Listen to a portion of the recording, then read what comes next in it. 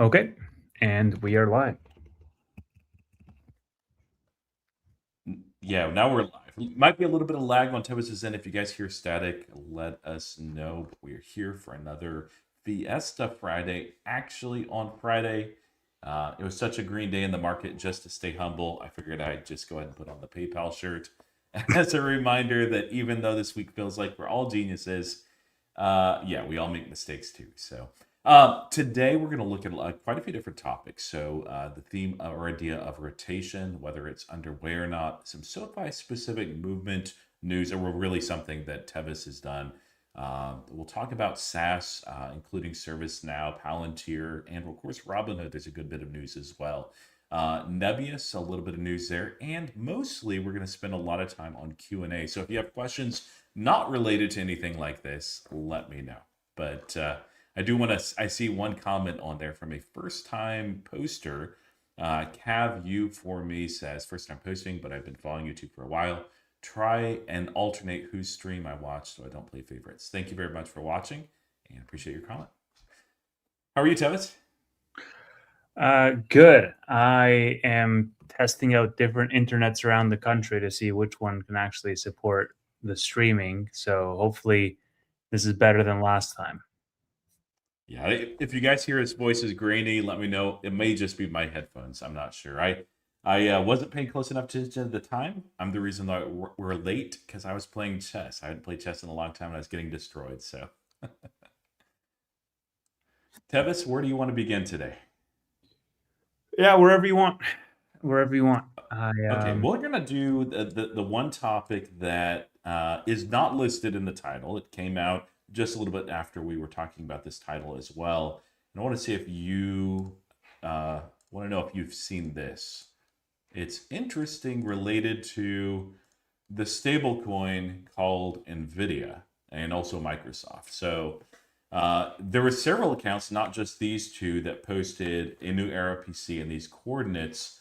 If you actually look in the coordinates, let me remove my shopping list from Kroger there. If you look at the coordinates, it's at Computex, which is a conference that's happening this weekend. NVIDIA and Microsoft are both a part of this as well. Did you see this, Tevis? And did you see what the speculation is? I hear my mic's a little, I'll turn it up a little bit.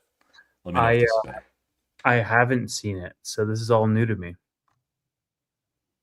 All right. So, yeah, Computex specifically is, since it's saying new era of PC, what I'm speculating that it is they've talked about NVIDIA CPUs and the N1X architecture.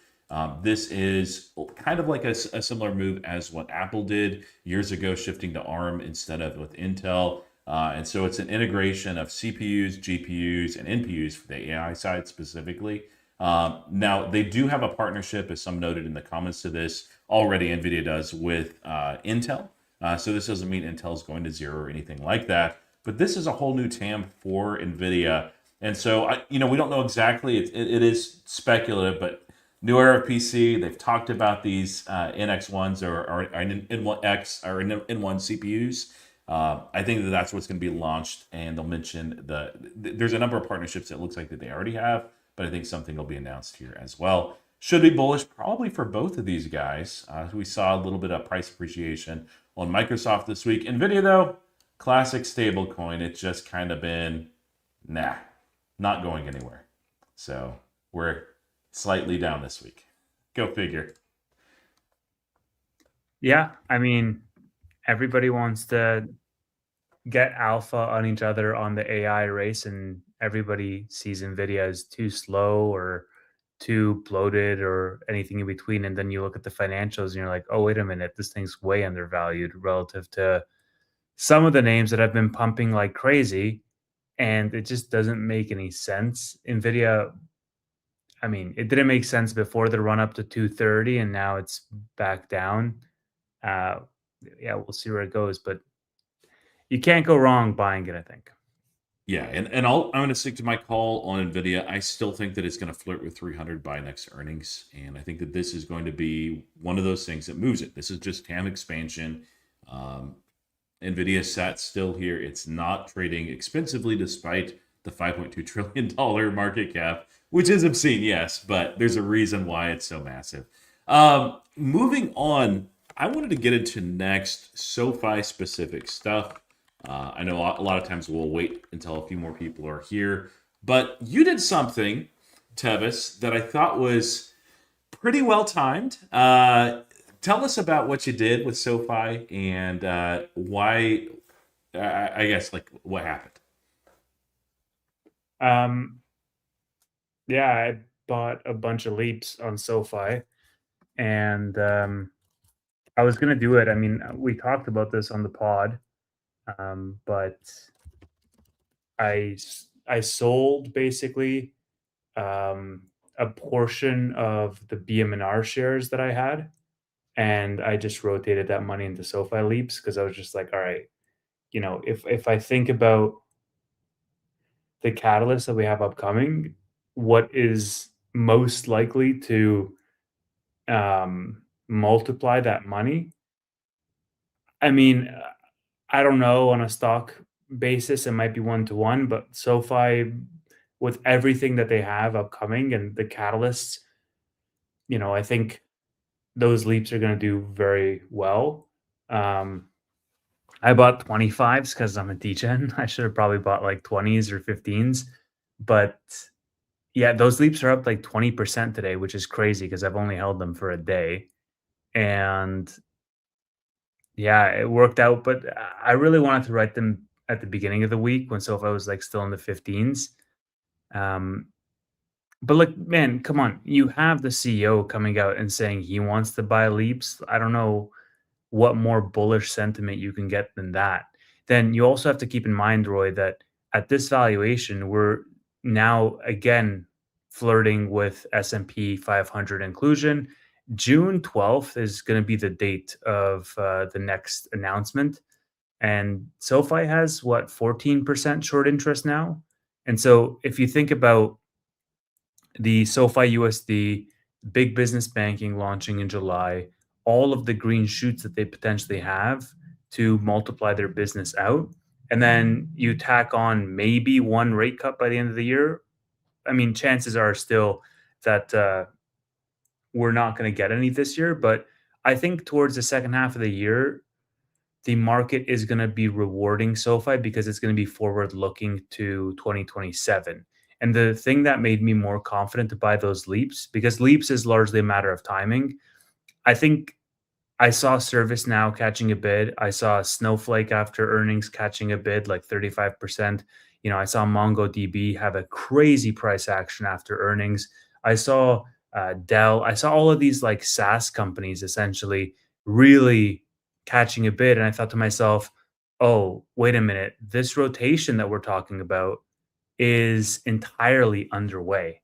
And so I was like, okay, SoFi here is beaten down. It's high short interest. They're executing. They have catalysts in the horizon. And there's also like macro pieces that could play in their favor. I want to go in leaps. And you have the CEO that's basically also saying, he's researching leaps. You've had even like Bill McDermott on ServiceNow and other CEOs buy a whole bunch of their shares signaling confidence in their stocks. So it was just an ideal time, I think, and it's a very big purchase for me to go options because like I bought what like a pretty equivalent amount of dollar, I think more in Amazon total position, but it's like spreads. So I'm covered somewhat, whereas this is like just pure leaps. And we'll see how it goes. You're on mute, by the way. Okay, so just to confirm, did you sell all of your BM&R or did you just sell a chunk of it? Okay.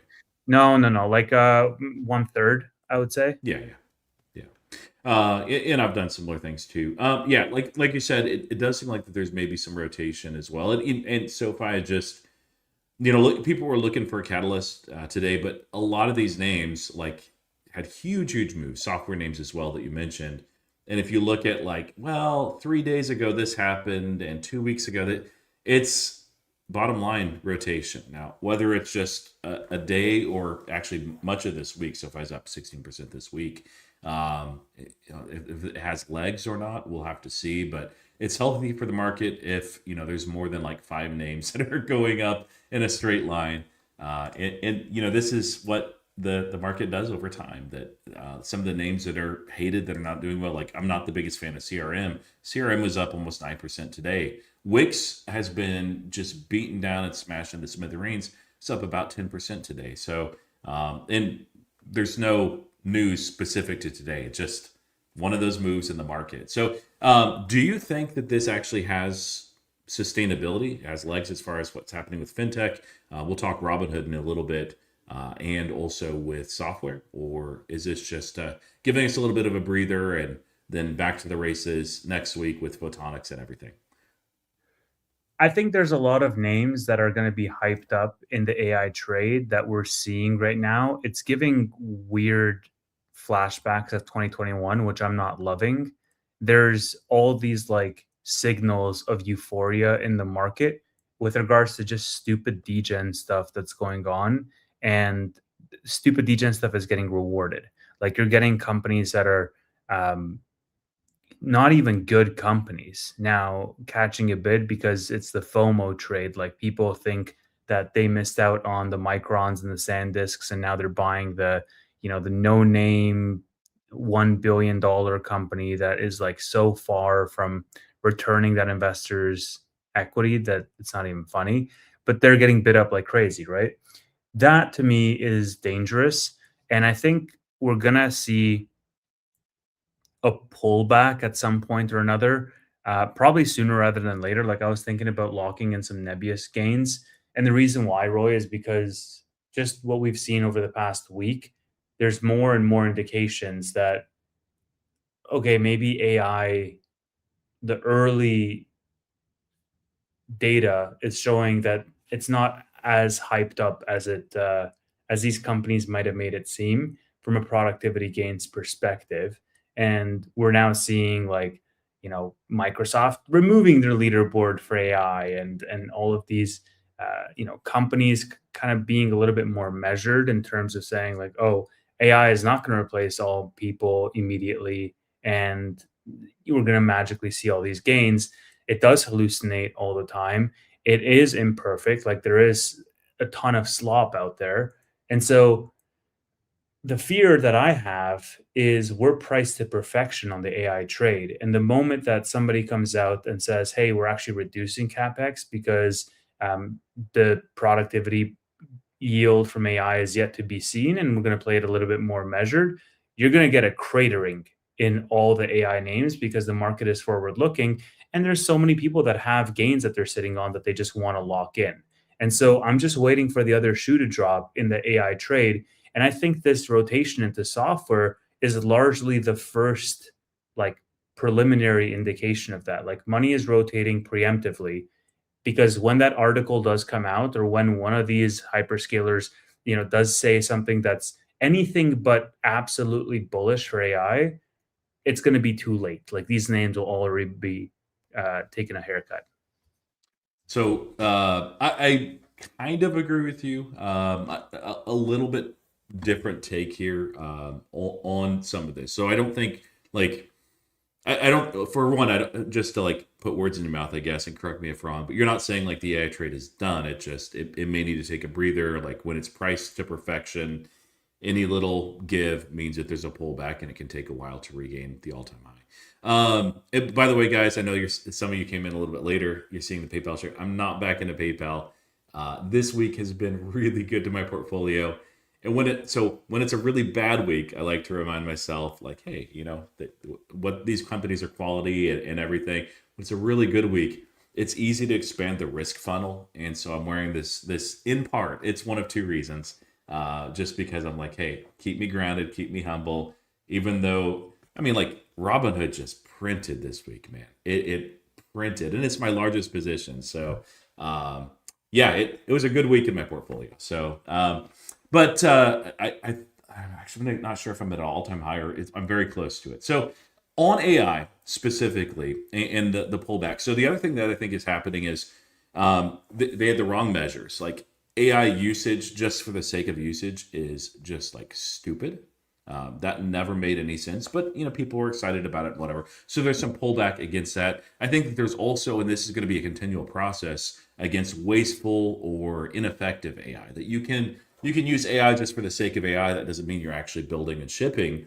But so like behind me, Palantir. I don't think this is a reason why Palantir is running, but a lot of these companies are running into the reality that if you're just using AI products without much of a plan, or you're doing that without something like an ontology, it doesn't have to be Palantir, you're probably not going to be as nearly as effective as you could be. Now, don't want to do like a full pivot, but did you see the comment that I had on Figma specifically in Robinhood from the other day? Because I want to Yeah, get your opinion. Okay. I maybe walk us through that, and Yeah. then Okay. Say I have like an 8-minute video, and I'm not going to redo the whole thing, but yeah, this is this is Shiv Verma. He is the CFO, the new CFO of Figma. And let me go ahead and zoom in here. Remove that down a little bit as well. And I went in too much. 1 second. And we need annotations. Here we go. you see this, Roy? Starting August 1st, PayPal's debit card 5% category is no longer allowing redemption as cash, only gift cards and other non-cash items. Yeah, I mean, like, I don't know why you'd be. Venmo's a great product, but Take PayPal's that fine. shirt off immediately. Yeah, Take it yeah. off. No, like the company sucks. It just they had a chance. Like I was excited because I was like, hey, they can reinvigorate growth. They used to be a growth company. I think with Alex they could have given more time, but yeah. Yeah. I need to change this to just pain. But okay, so real quick. So Shiv was asked about basically what they're using for AI. In Robinhood, to set some of the stage, like they talked about how early adopters they were, that Sam Altman was, or Vlad was on the phone with Sam Altman that first weekend when ChatGPT Enterprise came out. Early adopters of Opus 4.7. They've used it for a bunch of things. And then they challenged their marketing team to do an ad. And it's really pretty incredible, like how quickly they're able to go from idea to deployment. But they start off and they mention from the Figma designs to actually creating the video to avatar actors to using 11 labs for the voice to post-production to actually putting it together took 4 hours. So I thought it was interesting, that Figma was there. And Figma's been caught up in the SaaS apocalypse where a lot of people are like, hey, all these AI tools are going to replace Figma. But the reality is, maybe they could, like if you really play about them, but like if you're building something in collaboration, you're probably going to use an existing tool rather than just like, hey, let's vibe code it just from ground scratch. Why waste your time with that when you can do other very interesting things with AI? So I think that we might be at the point, and it does seem like all SaaS is rallying right now, but I think that we're at the point here within this next quarter where the market will, instead of shoot first and ask questions later, they'll say, okay, there's going to be winners and losers in this space. Let's try to figure out what those are. And so you'll see some names, like Snowflake certainly did this week, appreciate dramatically. Other names, maybe not so much. But yeah, we'll have to see. Man, I don't know what went on with MongoDB, what the hell they said on the earnings call. Did you see the after hours for MongoDB, Roy? I didn't know. Okay, hold on. Let me throw this up because, and I want to Yeah. get your reaction on this because this is bananas. Okay, what happened on MongoDB's earnings call? All right, let me share my screen. This is gonna be tough because I'm only on one screen, but yeah, I don't know how I can do this.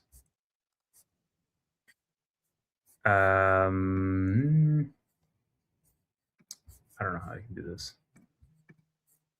Maybe, yeah, I don't want to share my entire screen. Not that crazy. Let's see. Actually, hold on. Let me do this. What are you wanting to bring up? I can probably do it. It's all right. It's all right. I could do it. Let me just. While you're working on that, I can mention one more thing with Robinhood. Like Robinhood's running for a lot of reasons.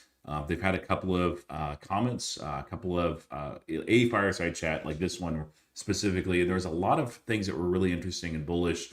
They launched agentic credit cards, which I thought was pretty interesting product. Their agentic trading, I think, is I haven't played with it yet. I need to at some point over All this next week, but it seems pretty mediocre. But like the one thing before you show this, there was also confirmation that multiple states now have reached out to Robinhood to get them to build the Trump accounts. And actually, right now, if you look at the App Store for Apple, the number one finance app is Trump accounts built by Robinhood. All yeah, right, we MongoDB, what's going on? can talk about that. All right, this is the after hours price action for MongoDB. Okay, this is just a screenshot I took, but like they closed at 325, Roy. Okay, immediately when the report came out, they went from 325 down to 225, and then they then they ran up to 412, and then they said something on the call, and they went immediately from 412 down back to 325. What? Hell, like, do you understand this thing is swinging like 20 to 30% up and down in after hours? Just like, That's what is going on? Yeah, there's been a lot of weird price action this week, especially, and like I mean, like even SoFi, like SoFi this morning went up, and it was at 19, and it was up like 17%, 18%. Yeah. No news, nothing, and yeah, there's a lot of other names that ran too, and we saw Service now, I think on Monday. No, Monday was closed. Maybe it was Tuesday. Unusual action overnight. It just and there's a lot of names that like on no news or anything just go up quietly 10, 15, 20%, and then there's some retracement. Now this is a more extreme example, but it is a smaller float. Any guesses as to what's going on? Because I don't follow that name. Uh, okay. I don't even know what to tell you, man. Like, okay, you could say, well, this is only a $27 billion company. It's like, dude, are you kidding me? It's like jumping one fourth of their market cap down and up. Like, hold on, let me just do the whole peak to trough thing. Let me just see what this is. Okay, so 61% move, Roy, from the bottom to the top.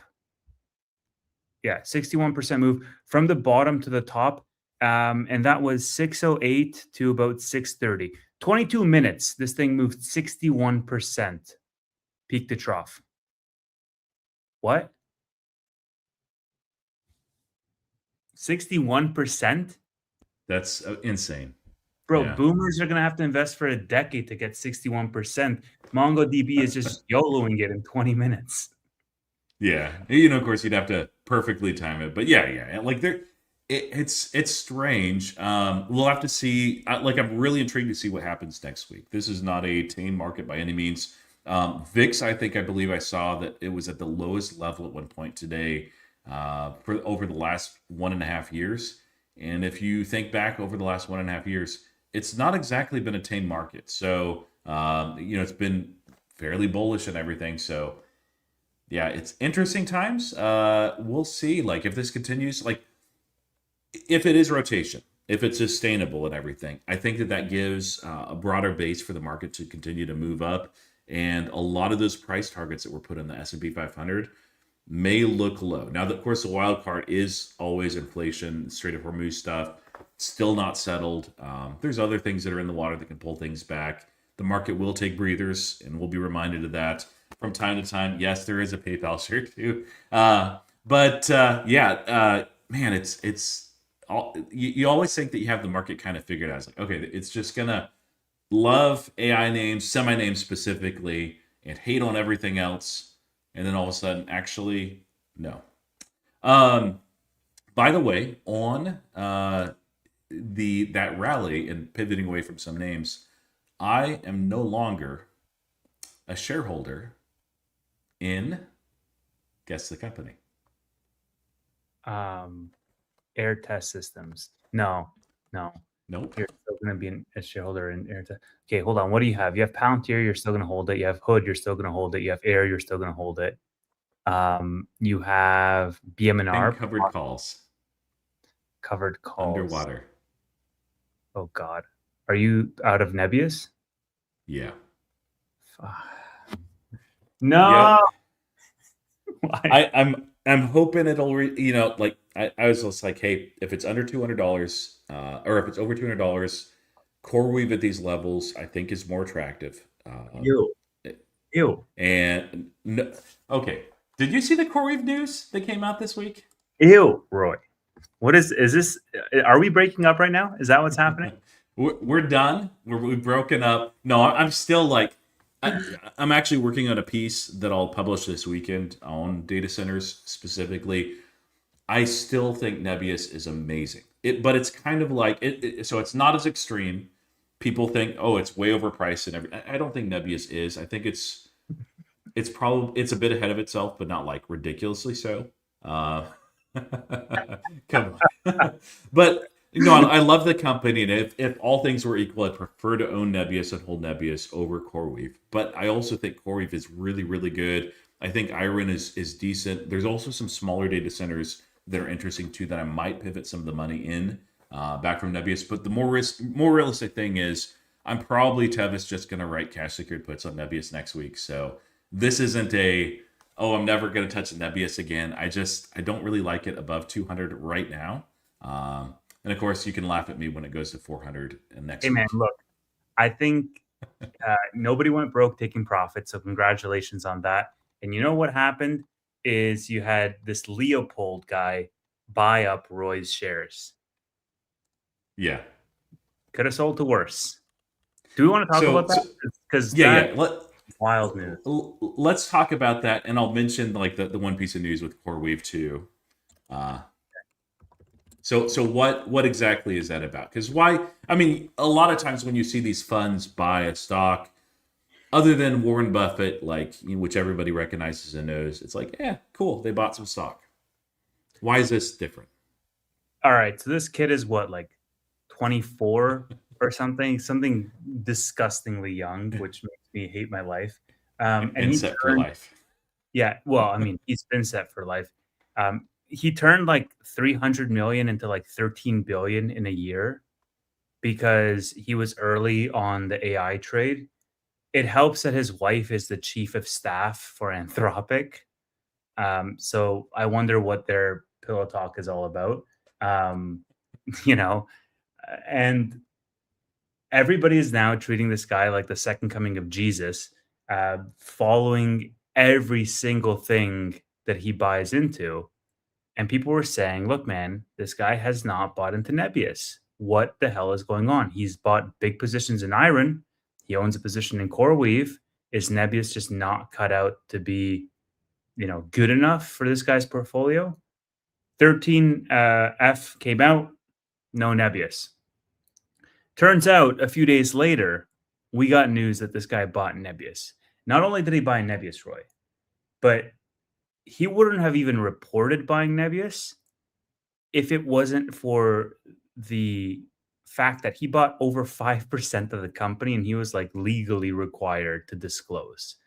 He is now the second largest shareholder in Nebius behind the CEO and founder, owning 5.6% of the company. And like insane amount, first of all. It also, Roy, is the biggest position in his portfolio now. It's like 35% of his entire portfolio. Yeah, 38%. Thank you, Yeah, comment. yeah, the sizing absolutely matters and is relevant.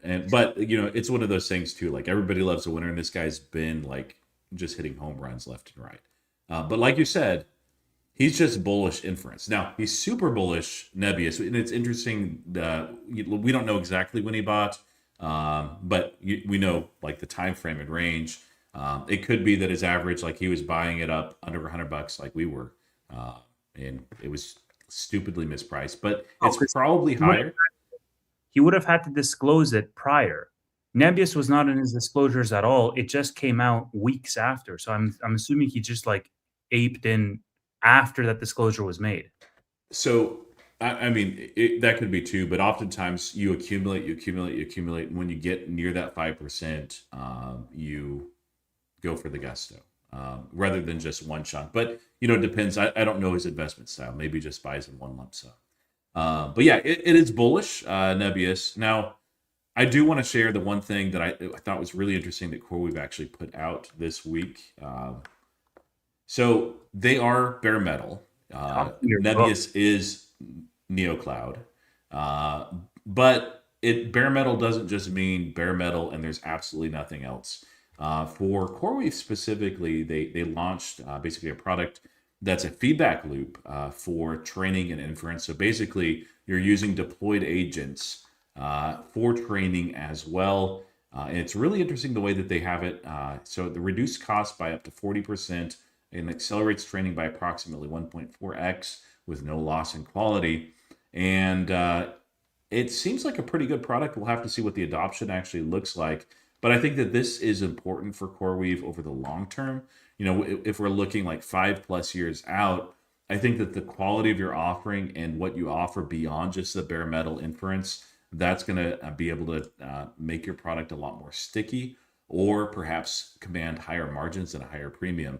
I think Nebius has by far the lead there. I think Iron is also ahead of CoreWeave where they're at relatively. But I like it. And of course, this is a little bit different offering than a copy of the Token Factory or something like that Nebius has. So, Right. but yeah, like I think all these ultimately are just our winners. But CoreWeave, I think for whatever reason, the market's disrespecting it. The two things that were thrown at me on that CoreWeave were, of course, the debt load, which everybody knows about. It's a different strategy. We talked about it last week. And of course, insider selling. And yet again, insiders sold a bunch of CoreWeave stuff. You don't really have that with Nebius. So not on the same scale. So we'll have to see and keep an eye on it. But usually insider sells don't really bug me. If they did, I wouldn't be in Palantir.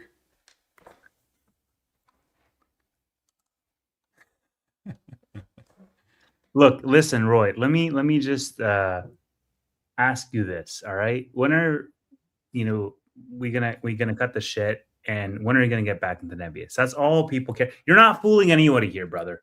We all know CoreWeave is second in this race.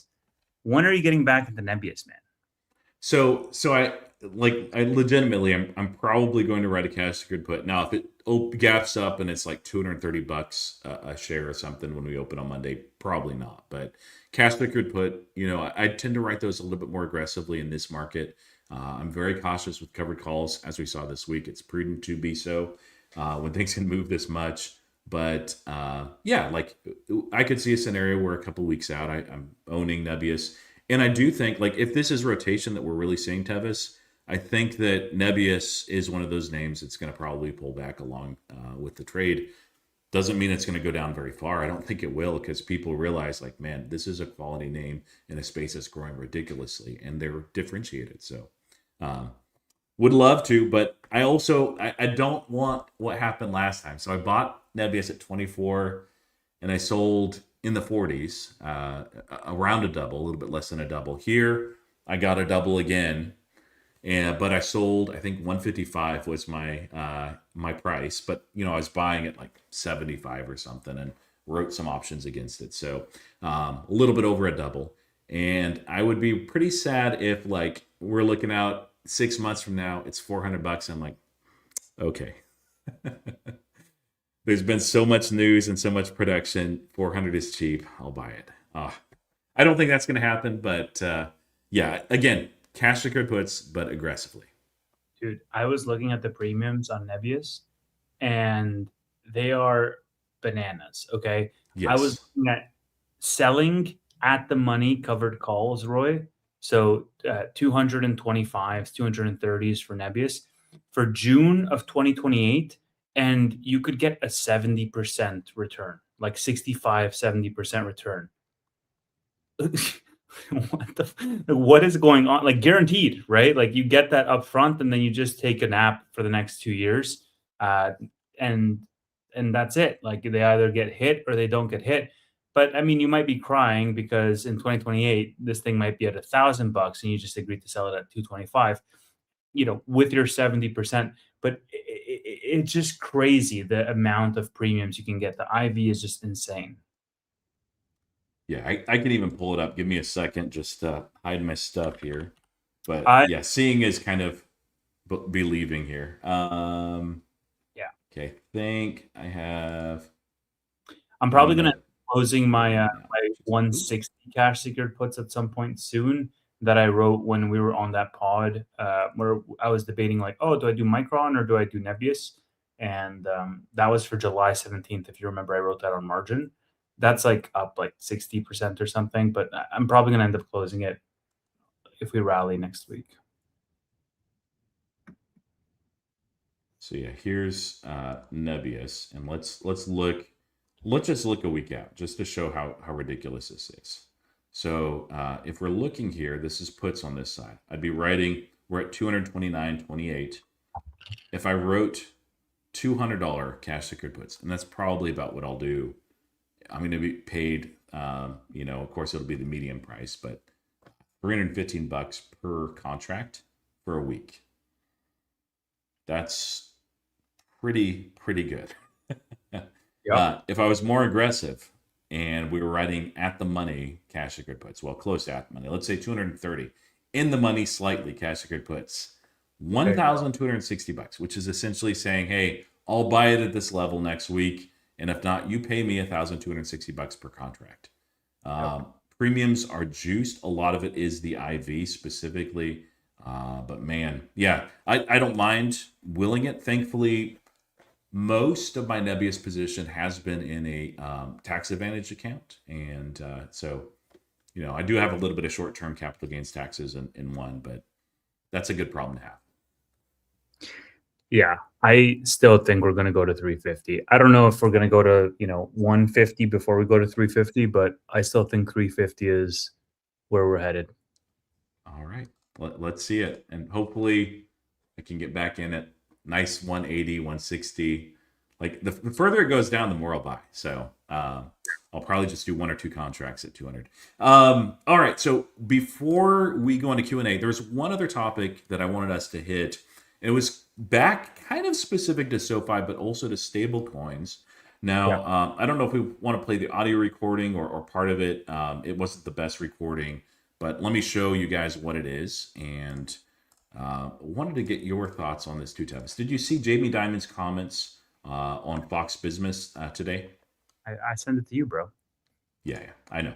I'm asking as far as like in this type of setting, Tevis. I know. It's 4-minute video. We want to play the whole thing?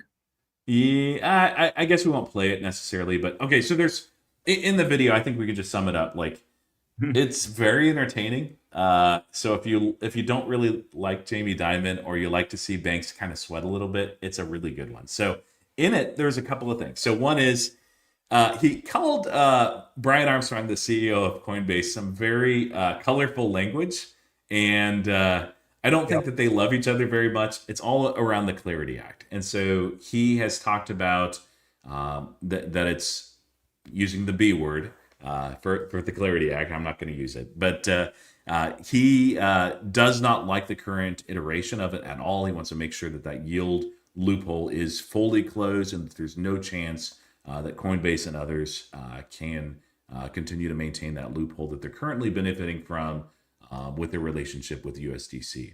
I actually wrote an article talking about Clarity Act winners and losers on Artemis. It's in my profile as well. And actually, SoFi, two interesting things. One is when I was doing that article, I actually became even more bullish on SoFi's positioning with their stablecoin. I already was very bullish, but thinking about it more, I'm like, oh man, they're uniquely set up, even among the tethers and the USDCs, the Ripples, the pay USDs of the world, and so forth. And then the other thing that I thought was interesting is when she is asking about competition specifically, he mentioned a few names. One of those, of course, as Josh indicated right there, was SoFi. And he said these are run by very smart people, that they're looking to eat a slice of our business or sometimes more than a slice. I think Jamie Dimon is mostly just mad that maybe Chase can't get away with laughably and comically low APR rates that they've been able to offer for a while, along with a lot of the major banks. Let me also, in that context, show this, just so you can kind of see it. SoFi did lower their rates, and I don't know if we want to talk about it too much, but you can see what Chase offers. A nice, in their savings account, double the amount as their checking, 0.02% interest. Like if people want to bank there, that's fine. It's a free country, but man, This is why, more than anything, not because he's actually worried that, you know, that it'll cause some instability with our financial system, because he was very bullish in crypto and said so in those comments. But I don't think he wants to get in an environment where he has to battle yield rates with a lot of these others that don't have, of course, major financial or major brick and mortar institutions that they have. They're already in that with SoFi, but yeah, 0.02% interest might not cut it forever. Did you see this? Yeah, I didn't see that, but that's awesome. Yeah, the CEO himself is putting it out there. Yeah. So, what was your takeaway from that, and whose camp are you in? Well, interestingly, Jamie Dimon, who runs a bank, said we're going to be fighting this like hell for the version of the Clarity Act because it doesn't benefit us as banks because of the yield on stablecoins and the rewards. And then Anthony Noto, who also runs a bank, is like, absolutely, like we love this version because exactly the same reason that Jamie Dimon hates it. Difference is SoFi has SoFi USD, SoFi has all of these crypto offerings, and it's also funny that Jamie Dimon was like, "Oh yeah, like people should buy and sell crypto. Like it's a free country. We fight for these freedoms." I'm like, "Really, mofo? Really?" Because 3 years ago you were calling it a pet rock and blocking people's transactions. You two-faced hypocrite. But I mean, look, man, I love it when I see Jamie Dimon sweat a little bit as a SoFi shareholder and as a Oh yeah. Ethereum token holder. And so, look, I think you can yell into the void all you want, and you can fight it all. I mean, he said, "Hey, we're gonna fight it, and if we lose, we lose. If we win, we win. But we're gonna fight it either way." It's like I don't expect anything less, but I just feel as though this wave is feels as with this administration specifically feels too big to be suppressed by the traditional institutions. Yeah, this is actually the most rattled I can remember hearing Jamie Dimon in a while. And I Yep. mean, like obviously JP Morgan Chase, they're not going away. They're massive. They've run a lot of things incredibly well. Um, but he sounded pretty scared about possible implications for his company should the Clarity Act not be passed. Possibly, I like the thing is like if the Clarity Act is not passed, we're just using this existing loophole as it is right now, like barring another bill coming behind it, and it's hard to get those passed. So, yeah, it'll be interesting. But I'm very much firmly not in Jamie Dimon's camp, but in Brian Armstrong's camp. A lot of Jamie Dimon is kind of a bear on a lot of things and very pessimistic. And maybe it makes sense to do that as one of the largest banks in the world. But they've talked about gloom and doom because of being able to offer yield through this loophole on stablecoins, and we've not seen that. We've not seen anything near that. The one thing that we do need to avoid with that kind of type of business is being able to lend out against multiples of those stablecoins. But other than that, like, Roy, they have gone kicking and screaming to every regulator that's going to hear them, to every committee that's going to hear them, to every talk show that's going to hear them. And ultimately, they've used all the arguments in the book. They've used their political leverage, their lobbying abilities. They've argued that if, for whatever reason, clarity passes, like the world, the capitalism, the capitalistic structure as we know it is going to fall apart if they put all of this effort that they put trying to fight this into innovating, they would actually be leading the race. yeah, and like to be fair, like he was asked about stable coins, and he said yes, they'd be interested. They do have one that they use basically internally for the most part, and also one other project, but they likely will be issuing something as well. He didn't seem anti crypto at this point. There was some hypocrisy, as you mentioned, as well. Mhm. Let's go ahead. Are there any other comments you or things that you want to look at before we look at Q&A? I see a lot of good questions. There's a lot of good questions.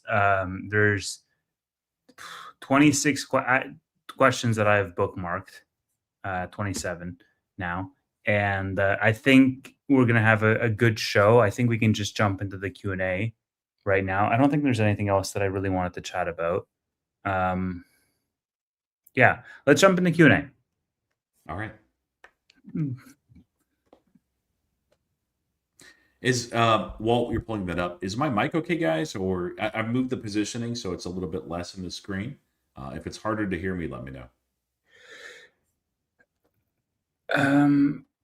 All right. Let's see. Q&A. Let me just timestamp that. Q&A, 45 minutes. Okay, so first question. I need an update on your mom's degenerate trading, please. Yeah. So her portfolio. So okay, let me preface. She has other retirement options, degens, and this was just cash that she got as a bonus one year. And she was just like, "Hey, put this wherever you want."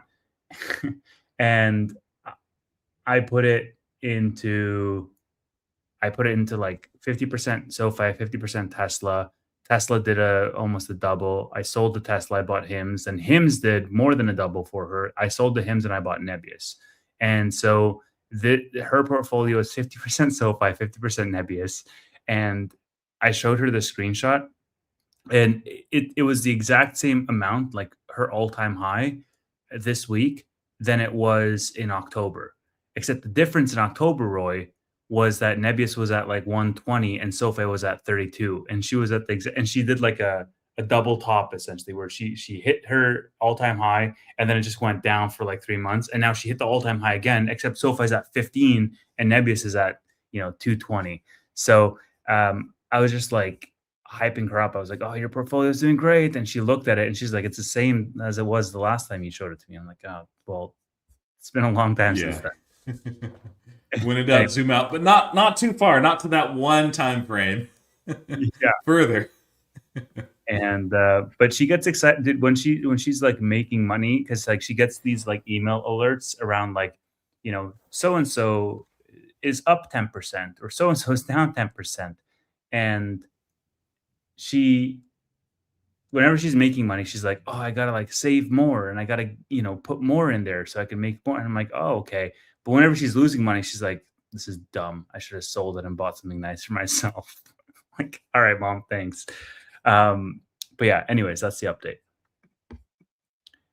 Is ASTS at a good entry point for swings before the SpaceX IPO? Did you see the price action this? We didn't talk about the Blue Origin uh, blow up. Yeah. Go into that. Like, why was it? You followed that a little bit closer, and then there's also one piece of SpaceX news I want to make sure that you Let saw me too. actually share something because I think this is really interesting topic. So this user here, I'm kind of curious to get your thoughts on this, Roy. And we're going to talk about ASTS in the context of this.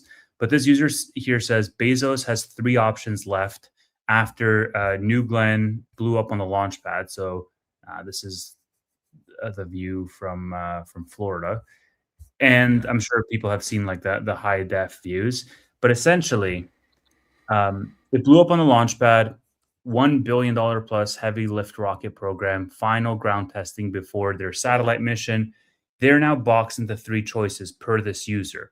So option one is rebuild the launch pad essentially from scratch, because it's complete rubble at this point. The pad rebuild after a full vehicle explosion could take 12 to 24 months minimum. Their constellation is already years behind SpaceX. Even a month of delay costs Amazon market share they cannot get back. Option two, borrow or buy launch capacity from a competitor. So going to SpaceX and saying, "Hey, can we launch off of your launch pad?" Option three, absorb the delay and keep investing. So yeah, essentially just keep going. The interesting thing is this: they have no second pad, no backup vehicle, no timeline for the next attempt. So what are you going to do in this scenario? Like, this is something that was reminiscent to me of SpaceX in the early days, in the 2015 2016 timeframe, when they were like, we had one chance, and if it didn't make it that time, like that was the end of the company.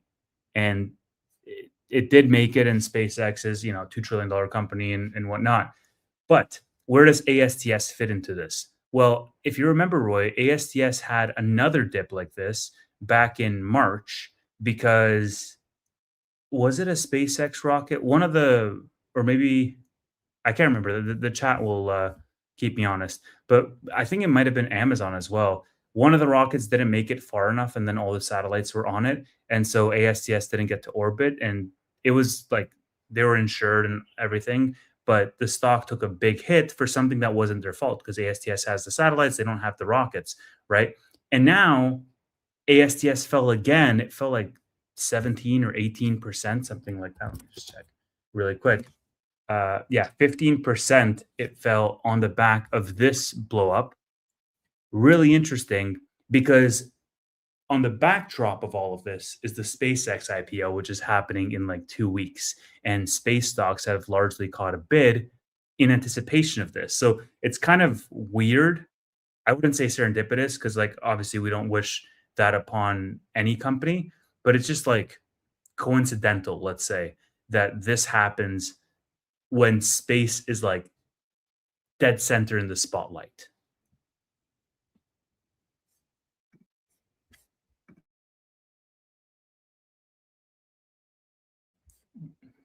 I'm muted. As far as this question, I'm not sure on ASTS specifically. Blue Origin, like I've never really thought it was like as high quality of competition as SpaceX specifically, Rocket Lab as well. Uh, ASTS, I don't know, probably as well as I should. But yeah, this race is definitely heating up, and it'll be interesting to see how they perform, especially with that massive IPO coming this next month. Is actually sooner than a lot of people think. Yeah, look, Did you? what I'll say, last time ASTS dropped for something that wasn't their fault, it shortly regained all of the price that it lost and then some. And this isn't their fault. ASTS doesn't own Blue Origin. Yeah. But I mean, like, I think there is something to be said, you know. So this user says Blue Origin's last launch.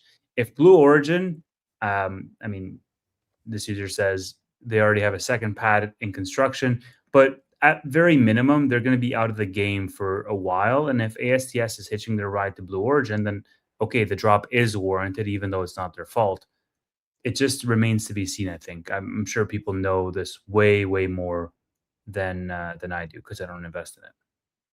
Yeah, I definitely wouldn't want to have my wagon hitched to Blue Origin, even before this launch. But yeah, and I would prefer that that's not the reality. I mean, like the more companies that are actually involved in the space race, probably the better it is. Competition tends to, especially early on, as long as these companies are able to survive that, and all of them have deep, deep pockets, fuels a lot of innovation and expansion as well. But now on SpaceX.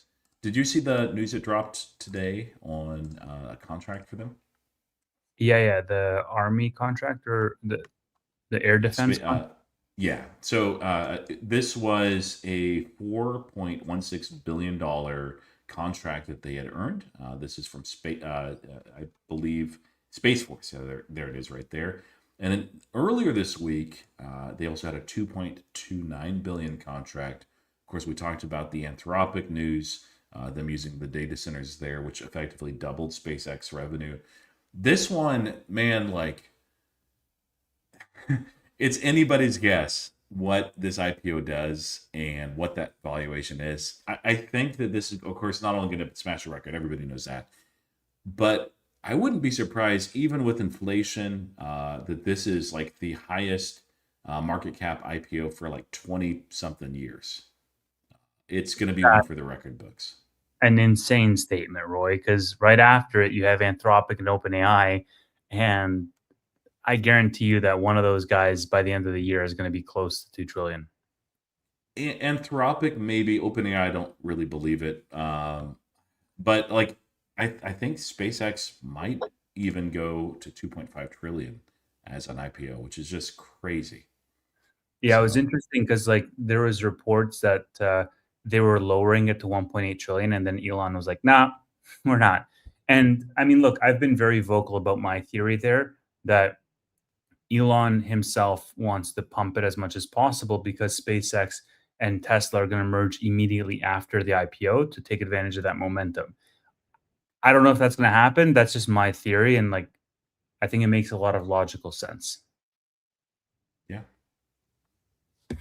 All right, let's continue with Q&A.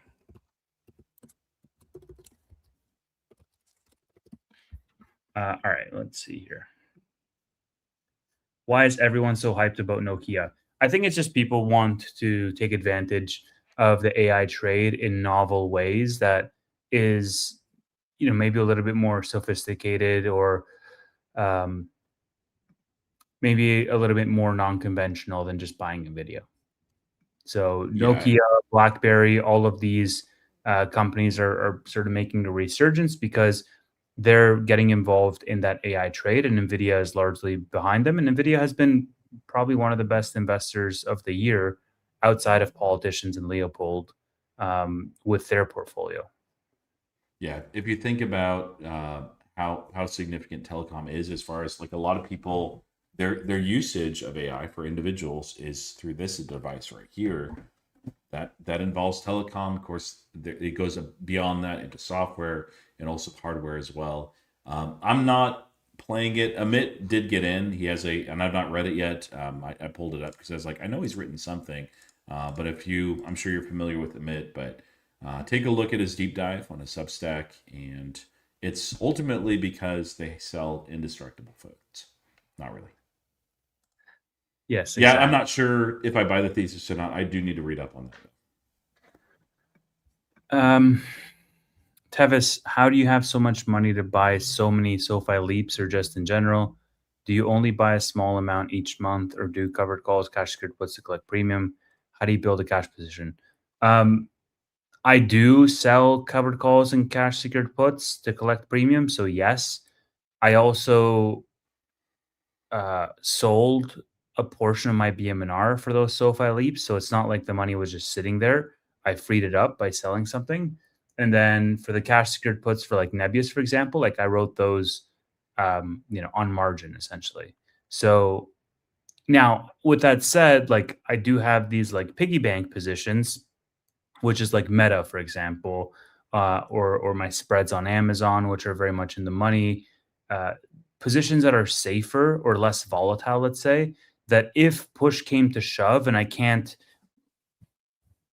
roll something out or maneuver and I need to have and I don't have, money to put into the account, I could probably sell one of those and and have some liquidity pretty quick. So that's one way to do it, but yeah, it's not like there's infinite amount of money because at some point, like you're not optimizing your opportunity cost. Let's say if you just keep a large amount um, always sitting on the sidelines. Uh, what's the number in net worth for you guys to walk away from everything? I'm assuming it doesn't. Um, yeah, I'm gonna take it in that you mean like everything, not work anymore, and not do content, and uh, I don't know that there is a number for that. Like maybe it would probably depend on my wife. If my wife is like, "Hey, let's do this as a family, and this is what it'll mean," and she sells me on that vision, then maybe. But I have no idea what that number would be, and I don't want to put that thought in my wife's head. So, wait, for retirement, I've had to raise the amount that I thought that I would need, and I think that we can get there. Uh, Without too much of a trouble, because I plan to retire in about 20 years. I love what I do. I plan to continue to do that as long as I can. And for me, it's, I get paid, but it's not ultimately about the money. I really enjoy it. And even if I set as far as retirement goals, I would still probably work just because I love what I do. But for us, that's $5 million. Looking at the rule of 4%, looking at if we have persistent inflation at 3% instead of course, the Fed target rate. I've had to bump it up, and so that is equivalent when I'm 65 to $200,000 a year, which is not $200,000 in today's money, but it still is a pretty uh, decent chunk of money that we can use very conservatively and be able to. Yeah, I mean, look up the rule of 4% if you're not familiar with it. I think everybody over works. I'm sorry. Everybody works for longer than they theoretically should because they follow these silly little rules. Like I love the rule of 4%. Don't get me wrong. Rule of 72. All of these little cheat codes, essentially. But the rule of 4%, you only live off the interest, essentially, off the excess. You don't burn down the principal. And it's just like, dude, if you have to work for another decade so that at 65 you can retire to only live off the interest, well, I hope you really love your kids because you're leaving them $5 million plus, right? So Oh, my point is like you could work a decade. Like let's just say you don't love your work, right? Let's just say you want to, fast fire as quickly as possible to retire, right? The number, the very lean number is at what point can I burn down to 0 by 88 years old or something like this? And then once you get that number, then it's just like, all right, to build a little bit more comfort, at what point can I start living off the interest, assuming 10%, and then assuming 5%, and then assuming like, 4%, 3%, whatever.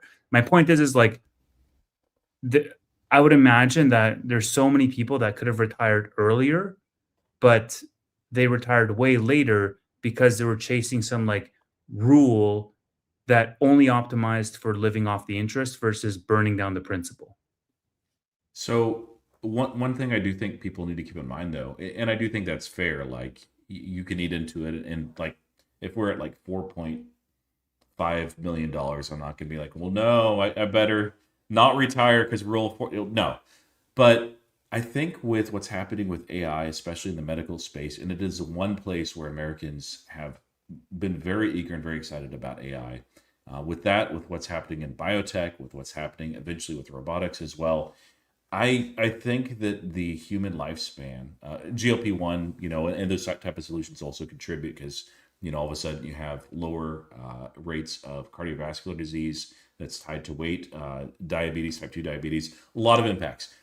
Uh, I wouldn't say like a doubling of human lifespan, but if a lot of people are thinking like, hey, I'll probably kick the bucket at 85, you might have another decade of like healthy, active life beyond what you expect. Like in a lot of past generations, we've seen this lifespan increase, not so much on the lifespan, but as far as like active quality of life, like people that are in their 70s, for the most part, live very active, healthy lives.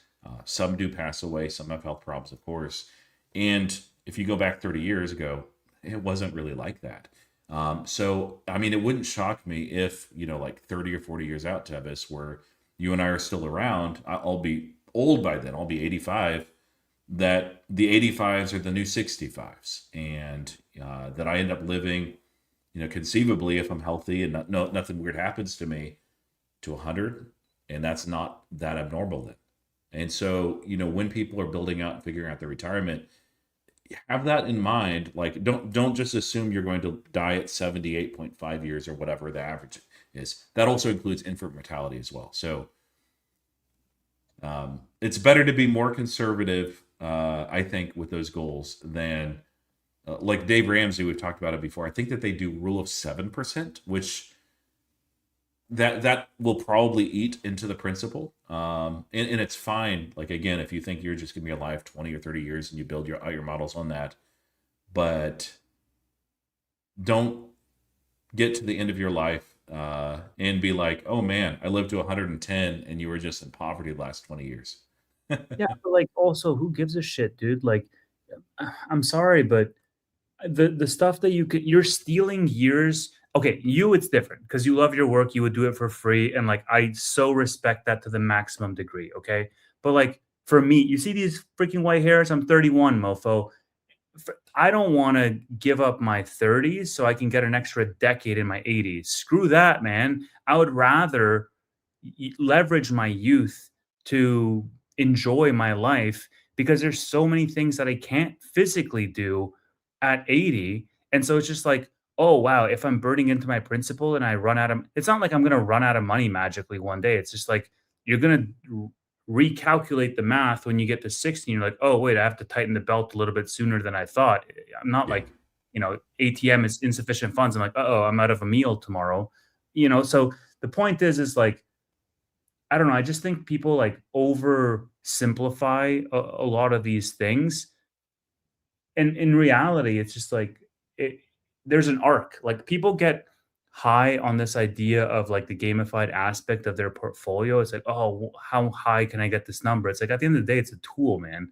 Like I can't wait to, you know, accurately calculate what is the highest I can get my portfolio and then start to see it burn down over time because I know that I'm actually leveraging it to live my life.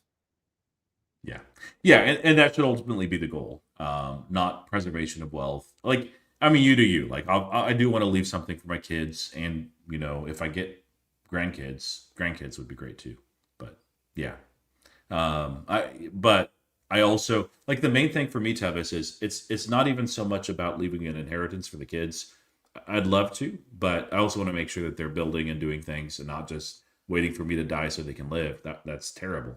But I don't want to put myself in a position where, let's say that my wife ends up passing away, and it's just me, and I'm chronically ill, I'm sick, and I've not invested, I've not saved for retirement the way I needed to. I squandered it, whatever happened, and all of a sudden I'm a burden to them because like they either stick me in some home somewhere, but they don't want to do that because they love and care about me, or they're burdened with taking care of my physical and financial needs. It's like, is there a reality when that has to happen? I mean, like sometimes it happens, and we've taken care of one of our parents before they ended up passing away. This is years ago, but um, if I can avoid it, that's the main goal: is provide for my family now, make sure that my wife and I are taken care of, and so that we're not a burden and we can live generously in our retirement. Yeah, I don't know. Maybe this is like me coming from a place of privilege. I'm not sure.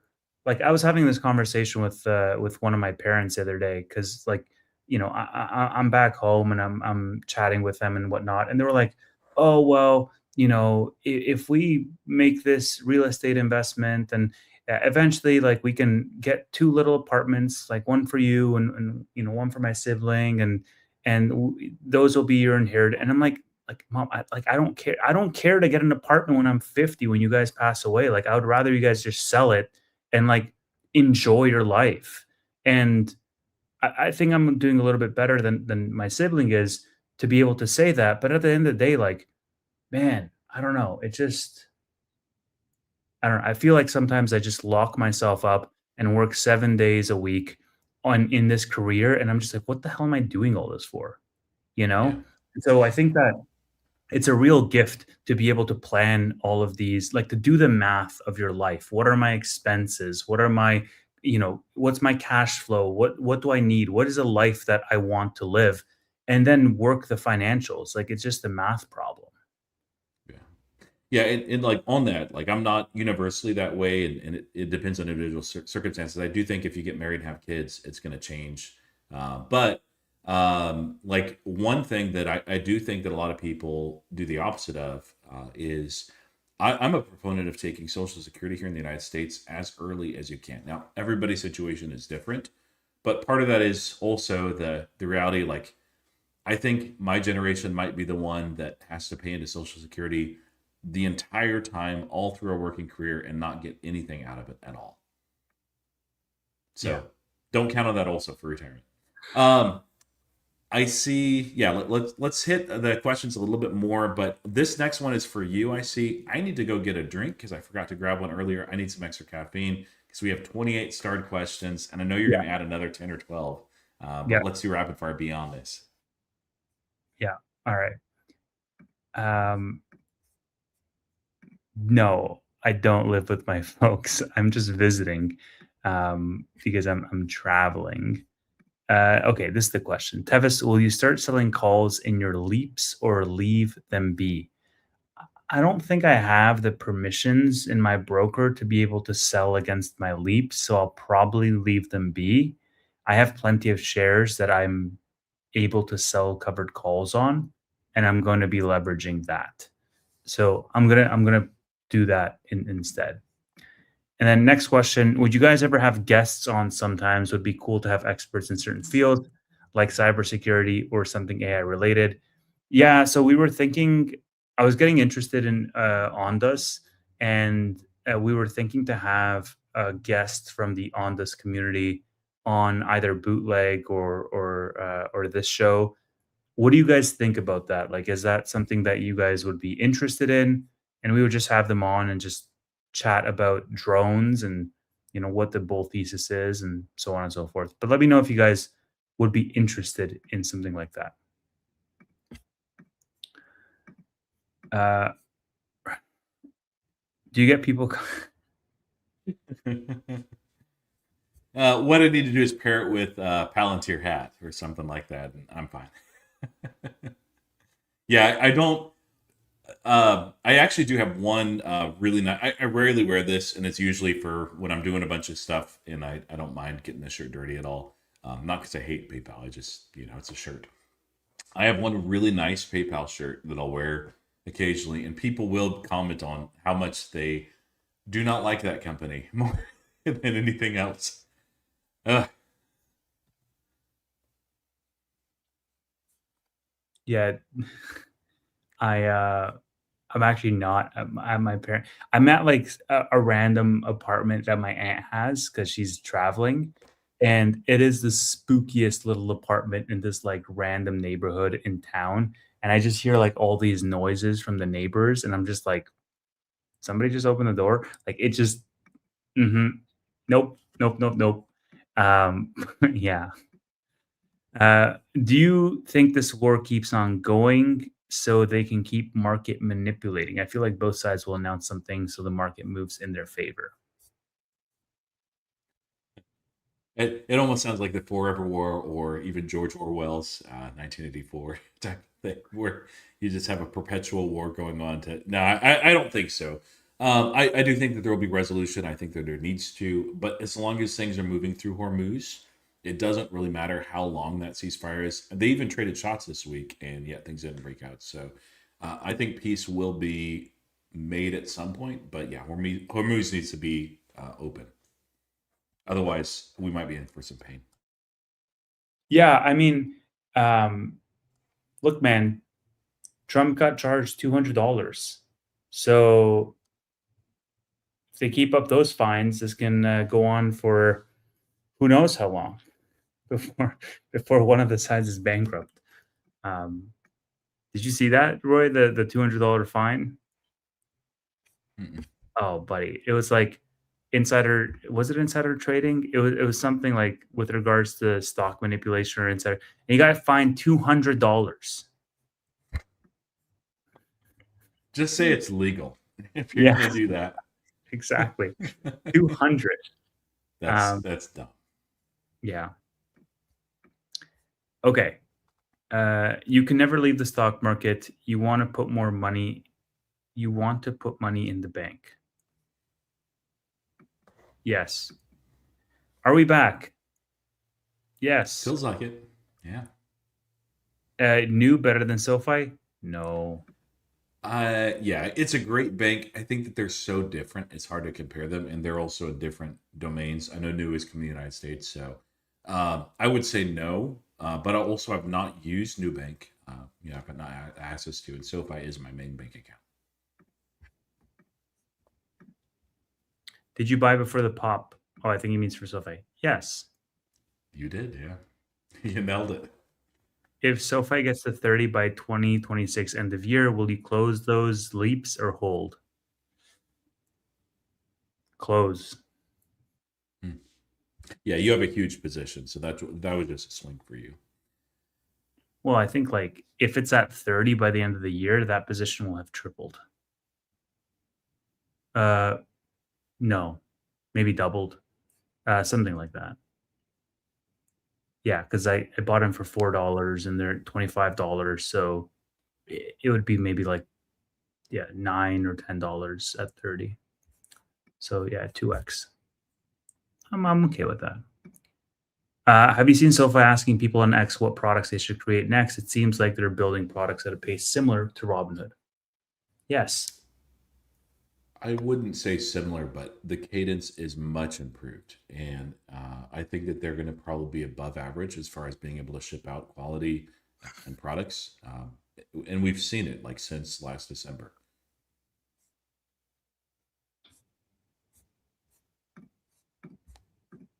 If you guys were Matt Money, would you sell some Rocket Lab? He said he'd rather keep and lose 1 million than know he had a winner that keeps going.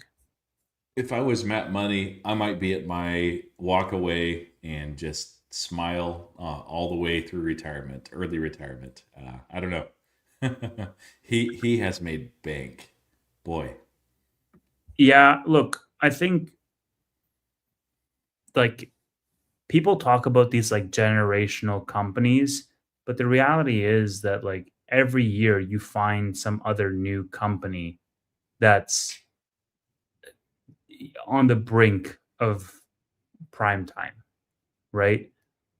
Like there was a point where Robinhood was unprofitable, going into the profitability. You know, Rocket Lab was completely like in retrospect, it seems stupid, right? Like, oh, this is a $3 billion company that's competing with SpaceX, which is a $2 trillion company. Like, okay, either one is overvalued or one is undervalued. Like, there's no in between here. And I just think that like getting married to a company like that has already done, however much, like a 30x or something, and just ride or die. Like, bro, you could easily take off half, live an incredibly lavish lifestyle, and even with the remaining half, if it goes from a 30x to a 60x, like you're golden. You know what I'm saying? Like I don't think you need to be so rigid because next year there's going to be some other new thing. Like next, no pun intended, literally next decade is something that he's buying today for the thesis to play out in 27. And he's probably going to make 5 times, 6 times, 10 times his money on that one too. And so my point is like if you have a knack for finding multi-baggers, I wouldn't like get married to just one of your multi-baggers because he's found ones before Rocket Lab. He's gonna find ones after Rocket Lab, and like that's just the name of the game. Yeah, I will say since you mentioned next decade, people might be interested in it. That one will take longer than Rocket Lab, and you can tell because of the name how long it'll take to get to that kind of return. Next decade. Exactly. Um, there you go. Uh, we touched on cybersecurity and the power needed for AI. Any more conviction on what may be a more strategic play or both? So cyber versus power for AI. I'd say power. I would say cyber. Well, it depends on your time frame. If you're like looking over the next year or two, power is easy. Cyber is going to probably take a little bit longer to figure out. Although a lot of the names, Zscaler is one that I saw too, got some pretty incredible bids. It was always silly that they were lumped in with SaaS. It was like, hey, AI kills this; it doesn't need it. It's like, did you see what Anthropic said with Mythos? Clearly, that's not the case. There is a desperate need for cybersecurity, and there's a place for these companies, and they're also using AI for their products as well. So, but my problem is, I like energy isn't like, at least from my perspective, that hard to understand.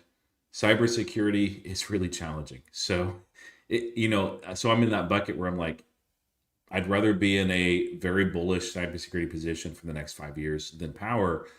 But how do I sift out the quality? And I don't know that I can. I might just do an ETF at some point if I want exposure. Yep. My question for the night is SoFi still eligible for S&P inclusion in Q2? Yeah, I mean, like, look, if they hold above 19, then they will be. And I think within the next, dude, I swear to God, this place is haunted. Um, within the next week or so, if they continue the rally upwards and hold above 19, they're eligible. So yeah, are you saying $19 a share or Yeah, 19? Okay, yeah. Yeah, market cap requirement. I had to look it up again. It's 22.7 billion, and they are not quite there. Now, if they're eligible, they can absolutely get in. We saw even in the last 2 years quite a few names that were just barely eligible. That didn't stop them from being added. I think this is certainly a company where they'd like to add it over the next couple of quarters.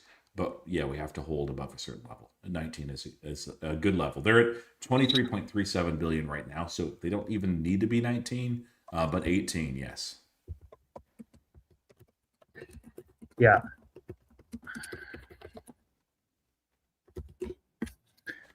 All right. Let's. What is your price target for CoreWeave, Roy? I think it's probably going to double in a year, within a year, not in a year, quite easily. I think a lot of inference names might as well. CoreWeave, it wouldn't surprise me if it. So I don't necessarily plan to hold CoreWeave the rest of my life. I'll continue to see how they execute what they build. If they do build something that's very credible aside from bare metal, and this week was an indication that they might. I may just hold long term, but yeah, this is probably a swing trade for me. That's what I'm treating it as right now, and so I'll treat it accordingly. And so like these names are very volatile. We could see like I said a year. I'm not saying I think it'll take a full year, but sometime in this year. So we could be 3 months down the road, $200 a share. Okay, even though Tevis doesn't think so. Yeah. Where do you see Hood going?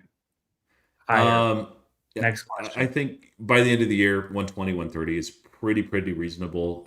We'll be out of crypto winter, but it takes time for I think the market to realize that in early next year. I think it will.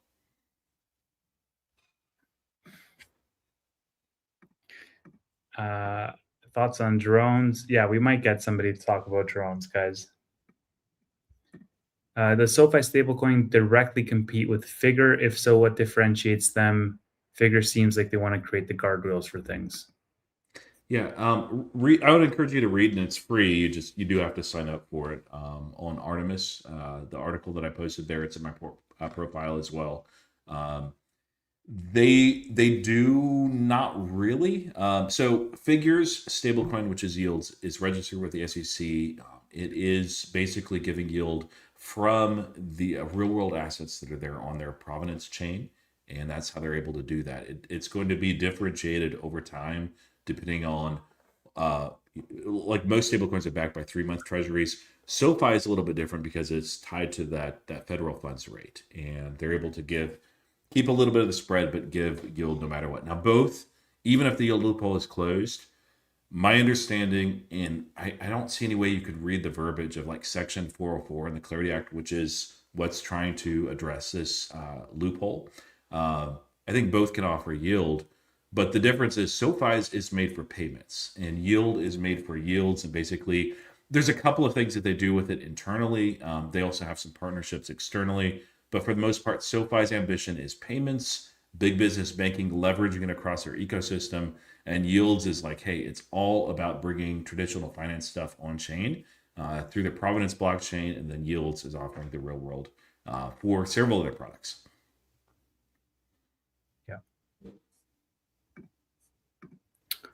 Who performs better over the next 3 years, Figure or SoFi, Roy? Boy, that's tough. It really depends what happens with mortgages. If you think that over the next 3 years that the mortgage market in real estate heats up, Figure will easily destroy SoFi, and SoFi will still put up really good gains. It's just how they're positioned, and yes, SoFi will benefit from that too.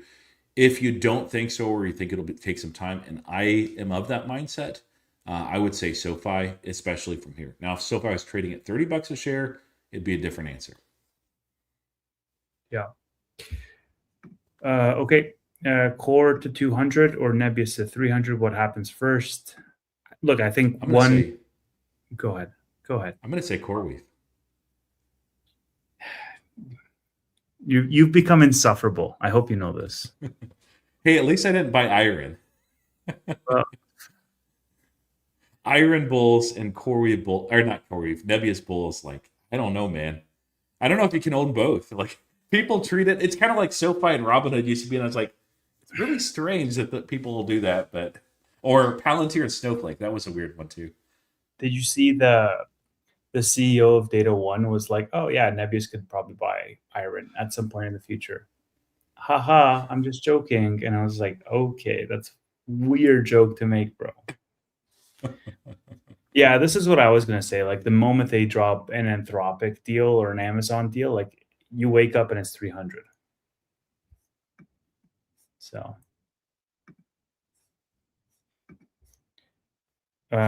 Trevor is in a good mood. I like it. Latest on your new job. Yeah, I mean it's going well. It's a job. I don't know what to tell you guys. I mean, yeah, you're just managing a whole bunch of highly sophisticated toddlers. For the wheeling portfolio, what's a good amount of capital you should start with? 10K? Yeah, and it'll limit you with some things. Obviously, with 10K, you can't really buy or wheel Nebius if you want to. So, Yeah. but you got to start somewhere. Do you see a bigger turnaround by end of year with BMR or SOFI? SoFi. Crypto winter will be out of, but it can take a little bit time for the market to price that in. Although I do think BMR will be a decent bit higher than it is right here. Yeah, I agree. What is the cash secured put I have on Nebius or that Roy has on Nebius? Well, mine is 160 for July 17th. Yeah, I don't have any. We'll see how we open up on Monday. If there's a big pullback, it'll be lower. If we're running up higher, it's going to probably be at 200. Yeah.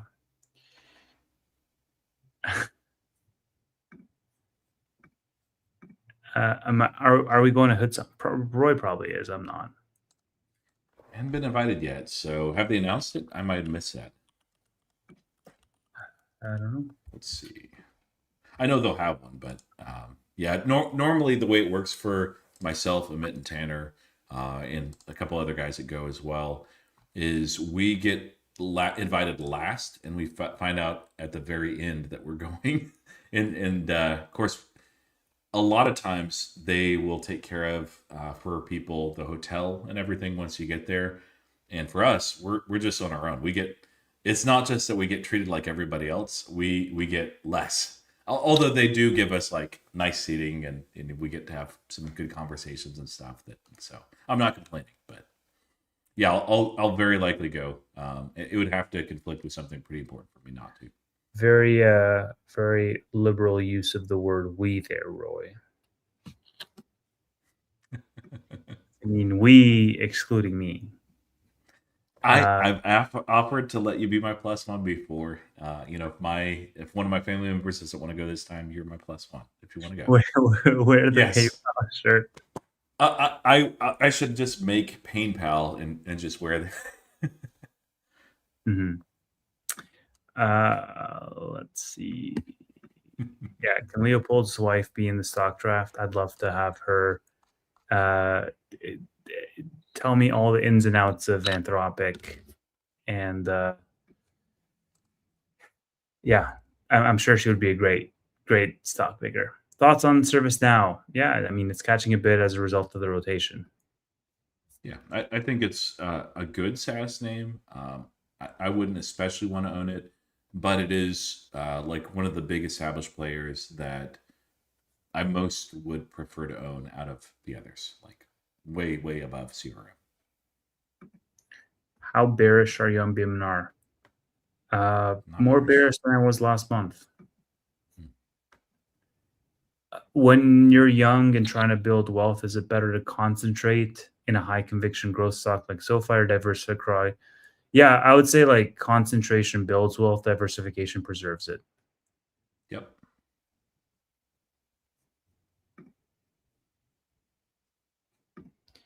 Microsoft all-time highs by end of year? Sure. Where is it at? It's been catching a bit now that Bill Gates is gone. Yeah, that is funny. let's see, the all-time high. Well, they hit it earlier, 524 ish. They're currently at 448. I mean, yeah, like it wouldn't shock me. Thank you for the $2. Do you think BlackBerry will follow the software trend? I think BlackBerry It is like an is. AI trade right now. Yeah, yeah, they've been positioning themselves with that for a while. They of course do a lot with the interface and design in vehicles too, and they've been catching a bit along with Nokia.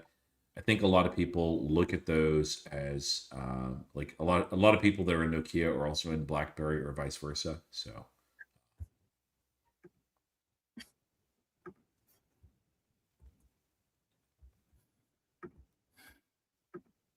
Um, are you going to Tanner's meetup in August? Yes, I. Oh, she's asking June. Fuck. All right, screw me then. yeah, and I'm 50-50, but one of my sons is going off to college, so if that's the weekend that we need to take him out, and he doesn't know the date, he needs to figure that out. That's a higher priority. But other than that, I would like to go. So Hmm. What do you guys think about Path and Z Scalar? No thoughts. Zscaler, like cybersecurity, like I don't know how to differentiate as far as what's the highest quality or not, but they're a good company. I saw that Path had earnings, and they reported good numbers. I didn't see what happened with the stock, but I'm assuming they caught a bid based on the earnings and also the rotation. Let's see, UiPath is it's actually kind of flat. It's up 10% over the last 5 days with the rotation. Look, UiPath, we get asked about this name quite a bit of times. I've not followed it actively since 2023, but when I took a look, actually, I think it might have been 2024, it just doesn't seem like it has that deep of a moat. And maybe that's changed over the last 2 years, but I can't imagine with AI that it has really deep and meaningfully. So, um, would it be a great swing trade? It might be, but I wouldn't want to own it long term. Personally, I think that there's deep remote companies out there. Um, yeah, yeah, I think Bisha is a good option. The rooftop is like they have a nice pool and they have like brunch, and it's always like really packed in the summer. So that's a whole vibe. If and they have like this like entire like glass enclosure where you can see like a 360 of like the whole city. Ritz has like a nicer like lobby bar, but I don't know that they have a rooftop at the Ritz. They're really close by though. They're like a half a block away between each other. Let's see. How do you think Amit and Steve feel on basis points moving markets with Zeta and SoFi? Yeah, I mean, like they're doing super well. I think there is definitely something around in-person podcasts. It just has a Right. different feel. I've mentioned multiple times that, like, I thought the SoFi podcast was the most energized that I've seen Noto. Um, I haven't seen the David Steinberger episode yet, but yeah, very happy. Can't wait to see who they interview next, honestly. Like it's a treat for the entire retail community to have more of these people like talking to retail. So um yeah. Um yeah, so I love how he asked the question, then he got like annoyed and he just like donated $2 to like skip the line. Um do you all own Ondas? Neither of us own it right now. No, and I do have some. I have some interest. I'll just say that. Yeah. Um is Roy going to use Robinhood's new agentic trading? How much to fund it to start? I don't think that there's any like limit. You basically set the amount of cash and the parameters. Honestly, well, I'm not much of a trader. I'm a long-term investor, which you can use the product for. They did do that good job on that. I've not used it yet. The release, and I'm a shareholder. Love Robinhood, and it's actually my number one holding again. Um, I thought it was just okay. Like if you compare that with what Public released a month and a half ago, it pales in comparison. Now, when I use it, we'll have to see, and I'm sure that they'll iterate beyond that as well. But What I was impressed more so by was the credit card agentic focus, and that seemed fairly novel. They they're really trying to break into the payment space, which is interesting. I mean, like obviously with the credit card, but um, yeah, it seems like it's a very differentiated product and offering, and it's not something I was expecting. So Yep. Blake is asking, do you think you should tell the market what it wants, like Steve Jobs and arguably Musk? I mean, like if you're a Steve Jobs and an Elon Musk, yes, there's not a lot of those guys, and I think you can be like the meme of old man yells at clouds, uh, which is not going to do a lick of good. It's not going to change the weather. But sometimes you just have to realize, like, okay, the market it moves predominantly over the short term based on narratives more so than fundamentals. Fundamentals are important for the long term, but for the short term, it's narrative. The narratives can switch on a just like we saw this week, a huge narrative shift. Uh, but we'll see how sustainable that is. But Yeah. like as far as like actual products that you launch and release and everything, those guys, you mentioned them because they're so rare. There's only one Steve Jobs. There's only one Elon Musk. Well, if you think about like this whole idea of telling the market what it wants, yes, it's innovation, right? Like that is what passes for the definition of innovation. But really, what it is, if you really think about it, it's all storytelling, right? It's all marketing and framing. Like iPhone is cool, and I'm sure from a technological perspective, sorry, iPod. I'm sure from a technological perspective, there were other competitors that were maybe close or maybe had comparable offerings out there. But the framing of like, 1,000 songs in your pocket and this and that, the story that it told around design first, design principles, and um, I think those are the pieces that like really climbed it to a different level. And even with Tesla, right? Like the mission statement was the main thing. And I think to be a great product person at some degree to get massive scale, you need to be a good storyteller. And it takes a lot to be a good storyteller because you have to understand the psychology of your buyer. And yeah, that's hard to do. Like, there's so many people that have failed that game. Which doubles first, BMR or CoreWeave? It's fucking CoreWeave. Roy. CoreWeave. Okay, great. Sure, CoreWeave. I'm going Next. to create a new generation with Tanner of CoreWeave Bulls, and we'll rival the. No, just You guys should it's start a a new swing podcast trade. together and have literally zero people watch it because nobody gives a shit about CoreWeave. All right, next It's question. true. uh, marriage proposals on Fiesta Friday. I don't even know what's real anymore, Kevin. So we'll see. If I don't get murdered on the stream in real time with these creaks at 2 a.m., then yeah, maybe we can entertain something. Thoughts on Blue Origin? I mean, it's blowing up. Yeah. Where do you think Palantir is going? Back to 200? It's not going to zero, then it's going um, to 100. not right away, but yeah. It may not get there this year, but next year I'd be pretty surprised if we weren't actually back. Something would need to be wrong either with the company or the macro. Yep.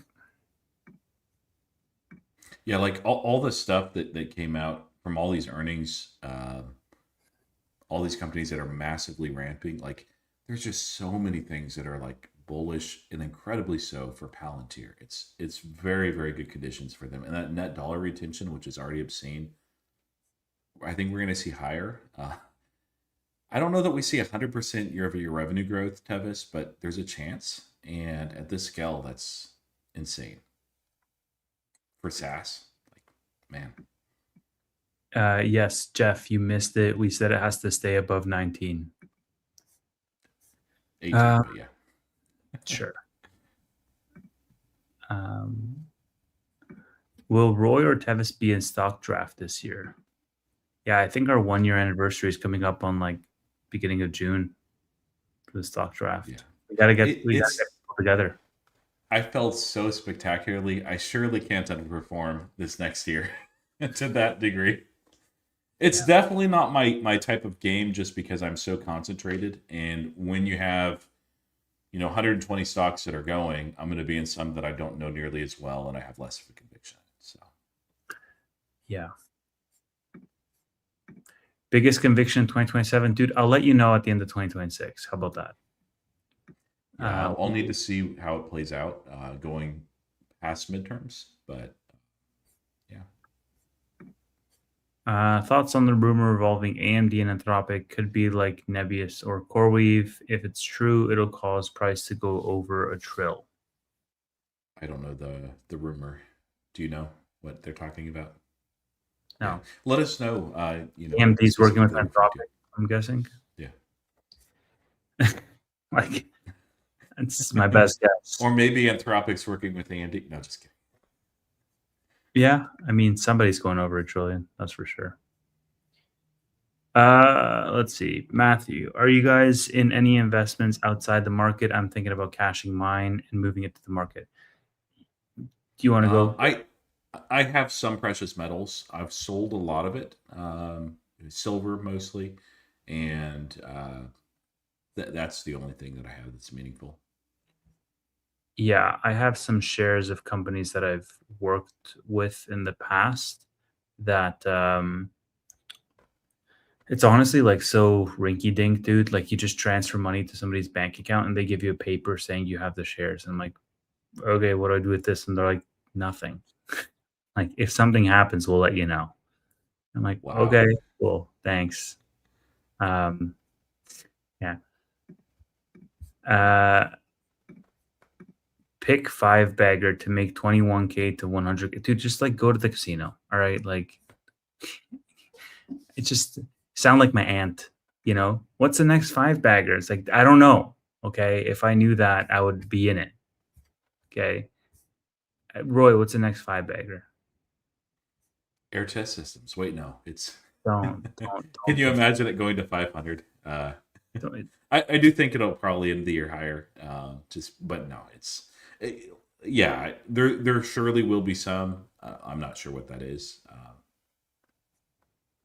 yeah. Like Like it sounds like you're wanting it. Like if you're talking about 10-year time frame, I could pick a lot of companies, but I think you're asking for something shorter term, and it's usually a sign of euphoria. So just be careful. Invest where your convictions are. yep. Um,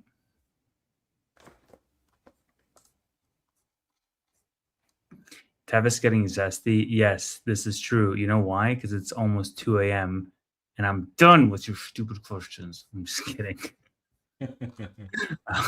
um, do I watch the Oscars? No, I don't watch that shit, dude. When are biotech stocks coming back, Ron?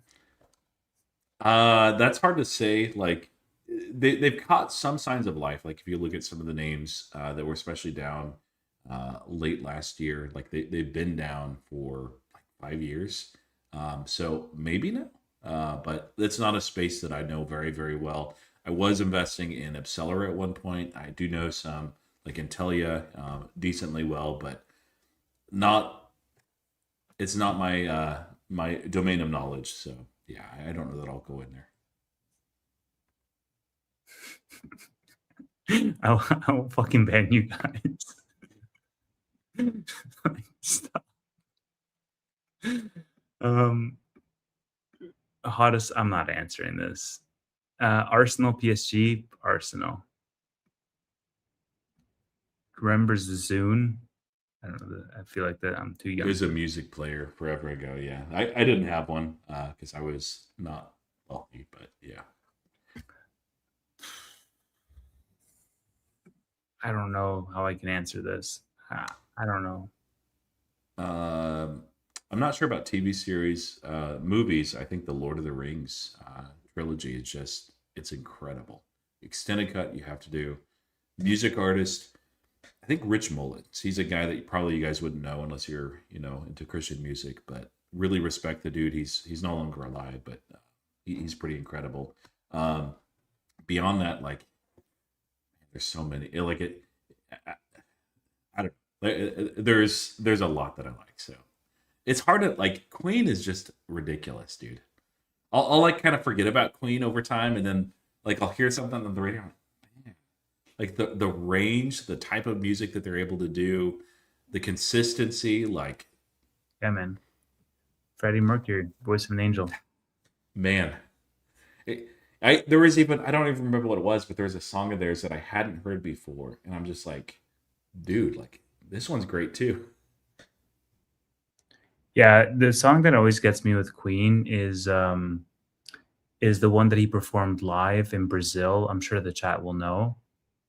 And like for some reason, like that is so sad and beautiful and just haunting at the same time. You know what? I feel the exact same way about Kanye West Pinocchio story. I don't know if you've heard of it. It's like the Mm-mm. album closer of 808 and Heartbreak, but also live performance from a show he did in I think the Philippines.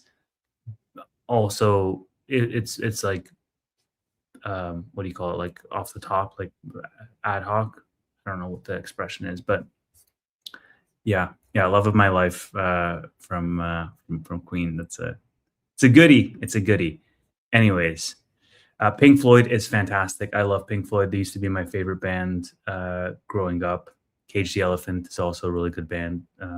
More I've been indie. enjoying some Jackson recently too. Like it just He's making a that dude had comeback. He's making a comeback. I'm hearing Michael Jackson all over the place, and like Drake's new thing with the glove.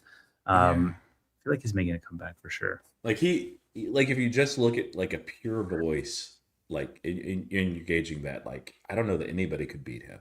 He didn't need auto tune. It just yeah. Yeah, yeah, yeah. Um, all right, let's. If you had to buy and never sell CoreWeave or SpaceX, guys, Roy, Probably SpaceX actually, hey, we agree on something.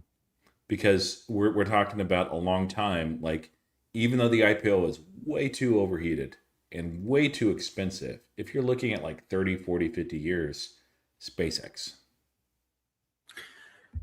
Yeah, I mean, like Dark Side of the Moon was really good. I think like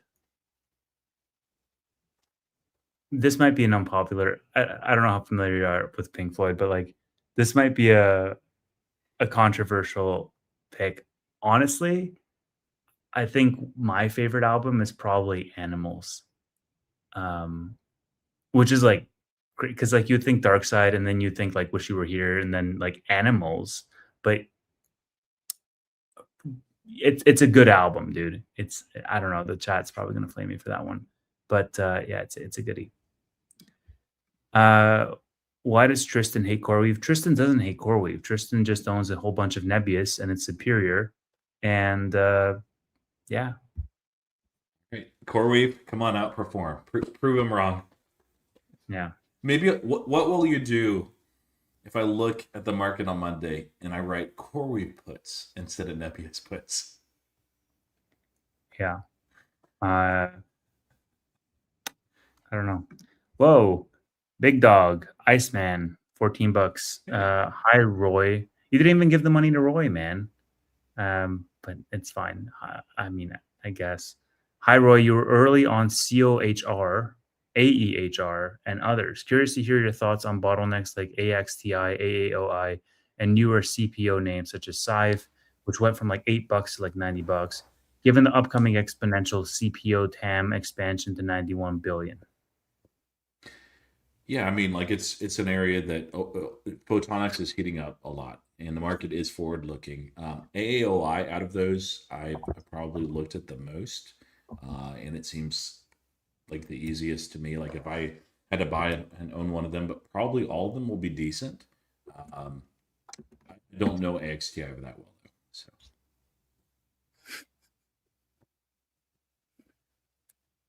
Oh yeah, boy.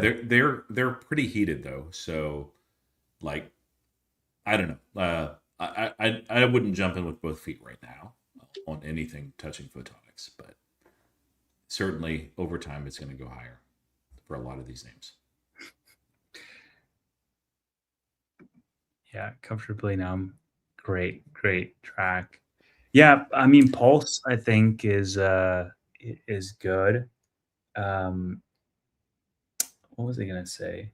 You know what I think? I think Metal is actually a good album as well. Because Metal was like before Dark Side, and it was like them finally getting their groove, like after Sid Barrett. And dude, I know way too much about Pink Floyd. I told you it was my favorite band growing up. That's a fun Oh fact man. that you guys didn't know.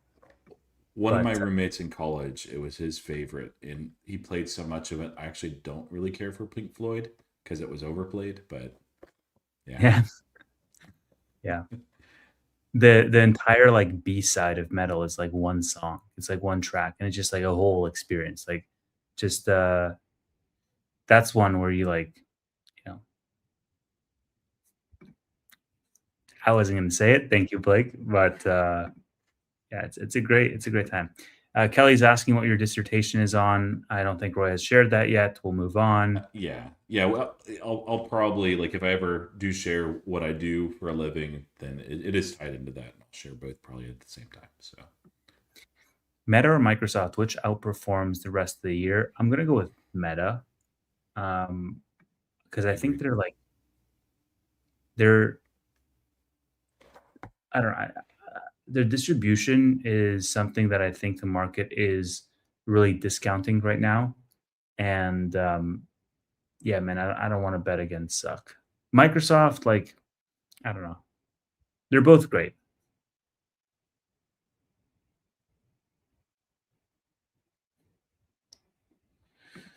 Thank you, Joseph. No Brun. Has NVIDIA Cloud exemplar status to be 2 billion market cap. Brun. It's Brun. Let me write that down. I don't know that. There's like so Proof many Inc. Boost. inference and data center names, cloud names as well, that are just small and niche, and sifting through them. I think that's one of the reasons why Nebius, CoreWeave, and Iron get a lot of attention because they're like just big and easy. I don't know that one, so Well, I'll see, check like it out. even with this Brun thing, like, oh, 2 billion market cap, cloud exemplar status is like, it sounds great. You just look at the chart, they've done a 4x in the last month. And it's like, oh well, I know why it's on people's radars now. you Yeah. know? I Yeah, I mean, don't, everything in that space has caught a bid. It's what happens when the market understands the narrative and what's going on there. Well, even CoreWeave, it's up a little bit. yeah. Um, yes, I agree, June. Now it's just like you don't even need the drugs to feel like you're on drugs when you're listening to modern music. It's just all mumbling.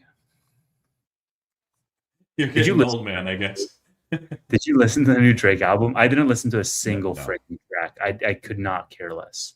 The only new artist that I probably listen to more like songs intentionally that I enjoy, which I know I'm not probably the right market for him, but is Benson Boone. And I just know it because my daughter was like, "Hey, this is," and then one of my sons too are like, "Hey, this is amazing music. Listen to this," and I'm like, is he the best songwriter in the world? No, he's terrible, but he's self-deprecating, and like the range that guy has is just obscene. Like what he's able, like on those high notes and everything. Vincent Boone. Do you like Vincent Boone?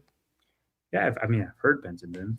Um, My daughter would love to go to a concert of his, and I'm like, what are like your 10 out of 10 albums? Like no skip song albums. Do you have any? uh, I don't know that I do. Like so honestly, I tend to not listen to. I'll go through phases where I'm like listening to music intentionally and seeking it out, but that's pretty rare.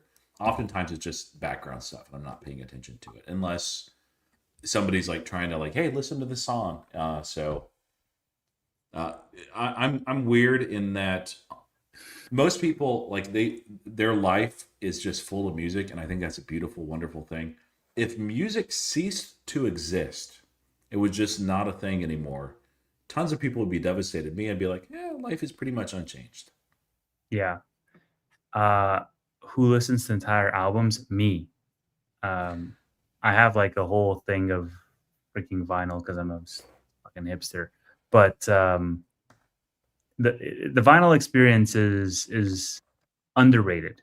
You have a guest who you're bringing, you're curating a night of music for them, and you have to think about, okay, which albums do I start with, and then do I end with, and like what is that arc in between? And it's harder to do when you're thinking about albums because you're thinking about like, hey, what's the vibe essentially? Versus songs, you can go from genre to genre immediately. So I don't know, I like albums. Yeah, Matthew mentioned the Lord of the Rings music. That the music is so good. That yeah. um yeah. Yeah. It's been a while You've since I seen the extended cut, right? Lord of the Rings. maybe I don't know. It's been a while. I gotta What's watch. wrong with you, young whippersnappers? Like Amit hasn't seen it, and like No, it's I've the seen Lord of the Rings. best. Yeah, you okay? So you've seen the Lord of the Rings extended cut? What's in the Not extended? extended. It's like another hour of content, and it fills in a lot. They don't have Bombadil, which a lot of people didn't like, but it's fine. But so much backstory, so many things that are left out of the main movie just because they were already really long. But man, like Yeah, I gotta watch this again soon. Just ignore I the Hobbit. Like it's yeah, okay. go watch it now. I will. Yes, Ed Sheeran, I mean, he has some good stuff. Um, he's one of the most gifted songwriters out there. Just yeah, he's got incredible. some good stuff. Did you see the movie Yesterday? Came out Yes. a few years Yeah, ago. yeah, where it's like the So world has forgotten about the Beatles and this guy like recreates it kind of thing. so like I don't know how to answer as far as like and I'd have to go and see which songs are on what album because I don't typically pay attention to that, but probably Beatles would be one of the like have a number of albums where it's just like not like dude like I probably should have said Beatles for like the Beatles greatest is a like I've great, and I'll play the ukulele a little bit and like Beatles songs are great to play on the yeah, but ukulele. like favorite Beatles album though. I don't know the albums, so yeah. Man, you guys suck. I'm You not a and your music guy. going to albums. Anyways, all right, let's move on. Let's see what's next here. I like this music talk. Like I feel like this is more Fiesta Friday than Yeah. asking the same question about CoreWeave for the 15th time. Rubber Soul. Wow, there we go. That's an interesting one. That's a good album. That's a good album. Um, that's yeah. I think Norwegian Wood's on that album, right? Keep Me Honest. I like uh, the self-titled album is good. Let It Be is really good. Hard Day's Night. Yeah, can't think of other ones right now. So, anyways, let's see. Yeah, you'll never guess it, but like one of my no skip albums, Roy, the Eminem Show. Every single song in that album is a no skip. Every single song is just like peak. We got different tastes, but that's okay. Oh man, I'm all over the place. Like Yeah. I'm out here talking about freaking Pink Floyd metal and Beatles Norwegian Wood and then Eminem Show. Like it's all over the place, dude. Okay, let's move on.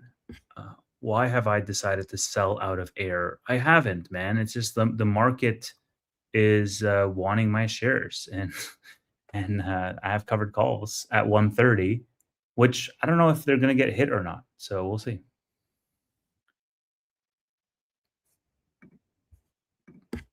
Um, how big of a correction do you think is coming this year, and when do you think it'll hit? We had one already. Well, I don't know if it was a full correction. It was right. Yeah, 10%. Um, It wouldn't surprise me if we have another pullback. We'll get those from time to time. I don't know that we need to have another correction this year. What would induce that likely is uh, more uh, higher inflation reads, and it looks like it's sustained because Hormuz is shut down. But barring that, I think that the second half of the year is going to be very exciting for investors. What about you? You think we're going to get a big pullback or correction this year? Yeah, I think you'll get a pullback this year. I think if it does happen, it's going to happen at some point in the summer, um, maybe towards the end of the summer. So, what about a correction? So, correction for those that are It's like here, that's 10% down, or at least 10% down from top to bottom. So, we didn't actually get that. man. Well, let's see. Did we? 9.13. We came close to that in the S&P 500. So, I think you definitely can. Um, I wouldn't be surprised because like you have such high concentration in like you know 5 or 6 companies, right? So all you need is for the AI, trade to settle down, and then there you go. Um, it's possible. I don't know if it's like my base case, but like I wouldn't be surprised if it happens. What was I yeah, going it's to? possible. I don't think, I think it's pretty unlikely, but Yeah. All right. I think we wrap there. We're at the 2 hour mark, and it's 2 a.m.